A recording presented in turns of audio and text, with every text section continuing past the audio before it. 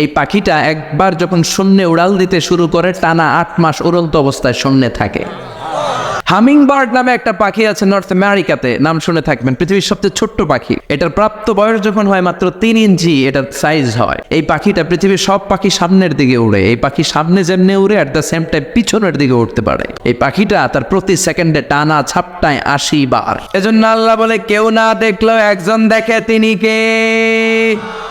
এরপরে আল্লাহ বললেন আওয়ালাম ইয়ারাউ ইলা তায়রি ফাওকাহুম সাফাতিন ওয়া ইয়াকবিদ মা ইউসিকুহুন্না ইল্লার রাহমান ইন্নাহু বিকুল্লি শাইইন বাসীর। পড়েন সুবহানাল্লাহ।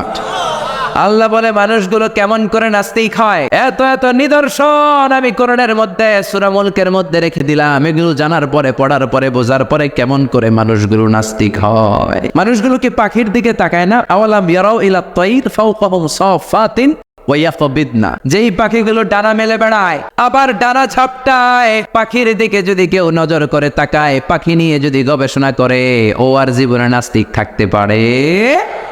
কত ধরনের পাখি যে আল্লাহ বানালেন, আপনি অবাক হয়ে যাবেন। আর কত জায়গা যে আল্লাহ কোরআনে পাখির কথা বলে, পাখির নিদর্শন দিয়ে আমাদের মস্তিষ্কের জট খুলতে চেয়েছেন, আপনি অবাক হয়ে যাবেন। হাজার রকমের পাখি মহাবিশ্বে তৈরি করেছে কে? পাখির দিকে তাকালে আপনি বুঝবেন পাখির একজন মালিক, পাখির একজন রব আছে না নাই? আলপিন সুইফট নামে আল্লাহ একটা পাখি বানিয়েছেন, সাউথ ইউরোপে পাওয়া যায়। এটাকে তারা বলে সুইফট বার্ড। এই পাখিটা একবার যখন শূন্যে উড়াল দিতে শুরু করে টানা 8 মাস উড়ন্ত অবস্থায় শূন্যে থাকে। আবার জমিনে নেমে আসলে কাজ সেরে আবার উড়াল দিলে আবার 8 মাস।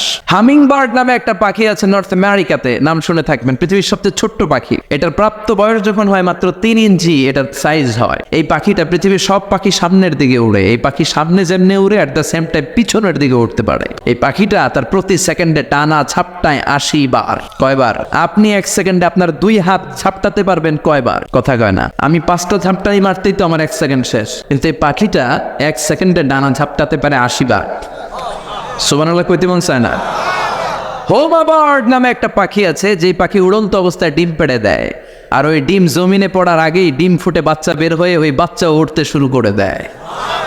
এজন্য আল্লাহ বললেন আওয়ালাম ইয়ারাউ ইলা তায়র, নাস্তিকগুলোকে পাখির দিকে তাকায় না।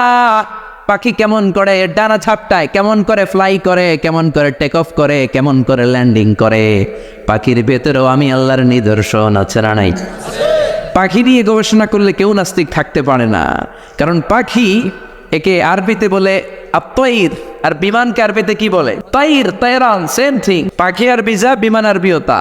Birds and aeroplane maintain the same flying mechanism while flying. পাখি এবং বিমান যখন আকাশে উড়ে একই সিস্টেমে উড়ে, পদ্ধতি একটাই। এজন্য আল্লাহ পাখির দিকে নিদর্শন দিয়ে, ইঙ্গিত দিয়ে বললেন, পাখি নিয়ে কি তোরা গবেষণা করিস না? আমরা এই পাখি নিয়ে গবেষণা করি নাই। এই পাখির উপর গবেষণা করে বিমান আবিষ্কার হয়েছে, এয়ারক্রাফট আবিষ্কার হয়েছে, কিন্তু আফসোসের বিষয় আমরা করতে পারি নাই, করছে খ্রিস্টান, ইহুদিরা।